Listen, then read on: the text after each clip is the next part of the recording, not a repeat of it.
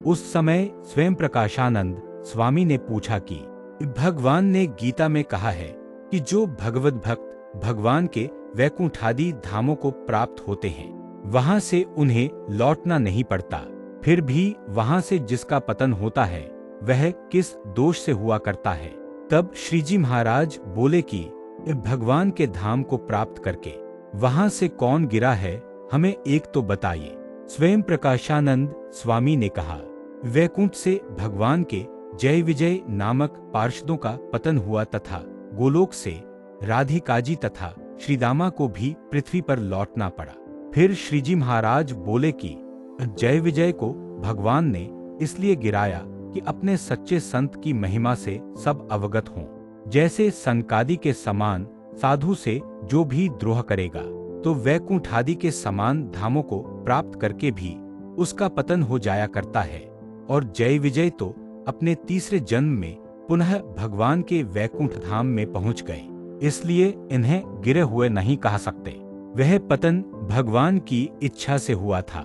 वास्तव में भगवान के धाम से गिरा हुआ उसे कहा जाता है जिसका भगवान से पुनः किसी भी प्रकार से संबंध ही न रहे। और गोलोक से राधिकाजी को लौटना पड़ा, वह भी भगवान की ही इच्छा थी। स्वयं भगवान को भी मनुष्य देह धारण करके अनंत जीवों का उद्धार करना था तथा अपने कल्याणकारी चरित्रों का विस्तार करना था। इसलिए कोई राधिकाजी का पतन कहेगा तो उनके साथ भगवान भी गिरे हुए कहलाएंगे। अतः जो कोई भगवान की इच्छा से ही गोलोक से पृथ्वी पर अवतरित हुआ तो उसे गिरा हुआ नहीं कहा जाता। वहां तो भगवान की इच्छा को ही सर्वोपरि मानना, क्योंकि भगवान की इच्छा से तो अक्षरधाम से भी कोई मुक्त पृथ्वी पर देह धारण करे और जड़ हो वह भी चैतन्य हो जाए और चैतन्य हो वह जड़ हो जाए, क्योंकि भगवान तो अत्यंत समर्थ हैं, वह जो करे सो हो सकता है। परंतु उस भगवान की इच्छा के बिना भगवान के धाम को प्राप्त कर कोई गिरता ही नहीं है। और जो गिरता है वह तो आधुनिक अपक्व भक्त होता है और जिसका साधना काल से ही पतन होता है उसे योग भ्रष्ट कहा जाता है। परंतु वैराग्य, आत्मनिष्ठा, भगवान की भक्ति तथा ब्रह्मचर्यादि धर्म द्वारा जो सिद्ध होते हैं वे श्वेत द्वीप निवासी मुक्तजनों के सदृश हैं, उनका कभी भी पतन नहीं होता। इतनी वार्ता कहने के बाद श्रीजी महाराज ने कहा, लीजिए अब हम एक प्रश्न पूछते हैं। मुनियों ने कहा कि अब पूछिए। तब श्रीजी महाराज बोले, महाभारत के उद्योग पर्व में संत सुजात ऋषि ने धृतराष्ट्र से कहा है कि प्रमाद और मोह दोनों का त्याग करने वाला सर्व प्रकार से भगवान की माया को तैर चुका है और प्रमाद एवं मोह का नाम ही माया है। अतएव हम भगवान के त्यागी भक्त कहलाते हैं। फिर जिसको प्रमाद और मोह रहते होंगे और वह भक्त यदि भगवान की महिमा के बल को लेकर प्रमाद और मोह को मिटाने में सावधानी नहीं बरतेगा तो वह भक्त अपने जीवन काल में कैसा सुख भोगेगा तथा मरकर कैसे सुख को प्राप्त करेगा, यह प्रश्न है। स्वयं प्रकाशानंद स्वामी ने उत्तर दिया कि भगवान का भक्त भगवान के महात्म्य का अत्यंत बल ग्रहण करके प्रमाद एवं मोह के न मिटने पर भी उसके संबंध में कुछ अधिक चिंता नहीं करता। तब श्रीजी महाराज ने कहा कि भगवान के जिस भक्त में प्रमाद और मोह रहे हों उन्हें मिटाने की सावधानी रखता हो उसमें क्या कमी है, तथा जो उन्हें मिटाने की सतर्कता नहीं रखता उसमें कौन सी विशेषता है। तब स्वयं प्रकाशानंद स्वामी बोले कि भगवान की महिमा का बल रखता है तथा अपने साधन का बल नहीं रखता, इसलिए वह विशेष ही है। तब श्रीजी महाराज ने संशय किया कि प्रमाद और मोहरूपी शत्रु रहने पर भी जो पुरुष गाफिल रहता है उसे आप श्रेष्ठ कहते हैं। जैसे कोई पतिव्रता स्त्री अपने पति के भय से पतिव्रता धर्म रखने की आशंका से मन में अत्यंत सतर्कता रखते हुए किसी पुरुष से हंसकर ताली नहीं लेती, उसके मन में यह डर लगा रहता है कि मैं गफलत रखूंगी तो मेरा पति मुझे व्यभिचारिणी समझेगा और मेरी सेवा को अंगीकार नहीं करेगा, जिससे मेरे पतिव्रता धर्म में बाधा पड़ेगी, ऐसा समझकर सावधान रहती है। वैसे ही जो भक्त ऐसी पतिव्रता भक्ति रखता है और प्रमाद तथा मोह को मिटाने की सावधानी बरतता है, उसमें तो आप भारी दोष बताते हैं। जैसे कोई स्त्री अपने मनमाने पुरुष के साथ हंस बोलकर घूमती फिरती है तथा पतिव्रता धर्म का पालन करने की सावधानी भी नहीं बरतती, वैसे ही जो भक्त प्रमाद और मोह को टालने की सावधानी नहीं रखता उसे आप श्रेष्ठ बतलाते हैं। यह आपकी उल्टी समझ नहीं है तो क्या है। और जो गफलत रखेगा फिर वह भगवान का भक्त होगा तो भी उसके समक्ष प्रमाद तथा मोह नामक दो शत्रु बाधा डाले बिना नहीं रहेंगे। जैसे मदिरा और भांग पीने का नशा विमुख पुरुष को भी चढ़ता है, वैसे ही भगवान के भक्त को भी चढ़ता है और वह भी पागल बन जाता है। उसी तरह मदिरा और भांग रूपी प्रमाद तथा मोह जैसे विमुख जीव को बाधा डालते हैं, वैसे ही भगवान के भक्त को भी विघ्न उपस्थित करते हैं। तथा विमुख जीव और हरिभक्त में केवल इतना ही अंतर है कि विमुख से ये दोनों शत्रु टलते नहीं, किंतु भगवान का भक्त यदि सावधानी रखकर उन्हें टालने का उपाय करे तो इन दोनों शत्रुओं का नाश हो सकता है।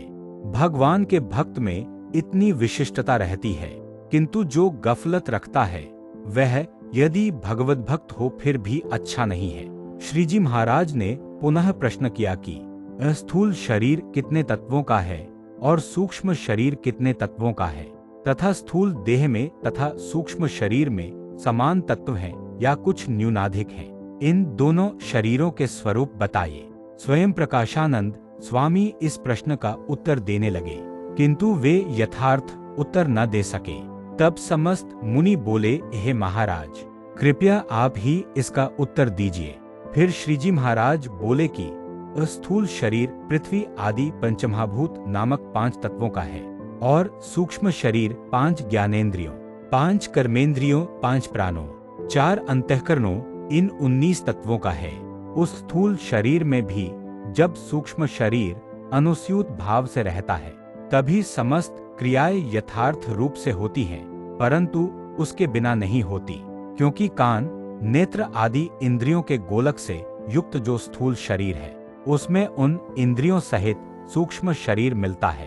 तब उन इंद्रियों के विषयों का ग्रहण होता है, परंतु केवल स्थूल देह के गोलकों से ग्रहण नहीं होता। अतएव पंचतत्वों के स्थूल शरीर में 19 तत्वों का सूक्ष्म शरीर अनुस्यूत रूप से मिला है, इसलिए स्थूल देह में भी 24 तत्व निहित हैं और सूक्ष्म देह में भी 5 तत्वों का स्थूल शरीर एकत्व रूप से रहता है। तभी सूक्ष्म देह के भोग सिद्ध होते हैं और सूक्ष्म शरीर 19 तत्वों का है, उनमें 5 तत्वों का स्थूल शरीर मिलता है। अतः सूक्ष्म शरीर भी 24 तत्वों का है।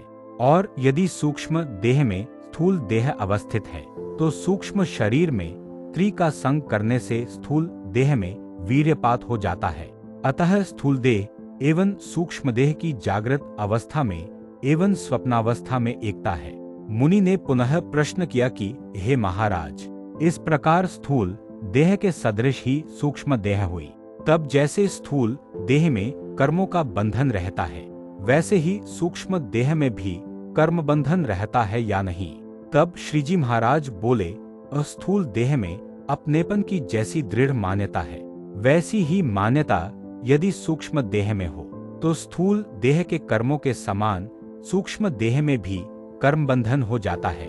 और सूक्ष्म देह के कर्मों को जो अल्प कहा गया है वह तो जीव को हिम्मत दिलाने के लिए कहा गया है, और जिसे स्थूल देह और सूक्ष्म देह में एकत्रित का अभिमान नहीं होता उसे स्थूल या सूक्ष्म शरीरों से किए गए कर्मों का कोई भी प्रभाव नहीं पड़ता, क्योंकि वह केवल आत्मस्वरूप ही रहता है।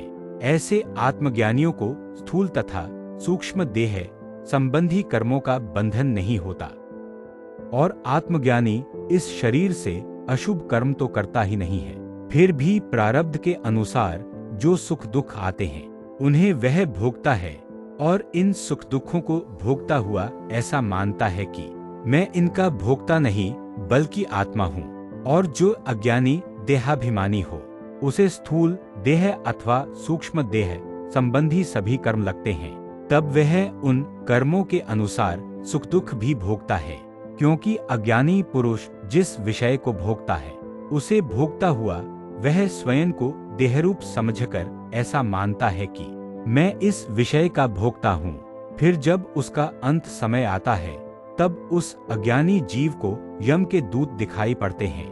उस स्थिति में उसे देह की विस्मृति और मूर्छावस्था हो जाती है। इसके पश्चात यमदूत आकर शरीर से जीव को अलग करते हैं। तब उस जीव को प्रेत का शरीर प्राप्त होता है, जिसके द्वारा वह यमपुरी के कष्टों को भोगता है। और भगवान के ज्ञानी भक्त को तो अंत समय में भगवान अथवा उनके संत के दर्शन होते हैं। उस जीवात्मा को अंत समय में देह विस्मृति हो जाती है और मूर्छावस्था होती है। फिर वह शरीर को छोड़कर अलग होता है। तब उस भक्त को भगवान भागवती शरीर प्रदान करते हैं, जिसे धारण कर वह भगवान के धाम में निवास करता है। इति वचनामृतम 14।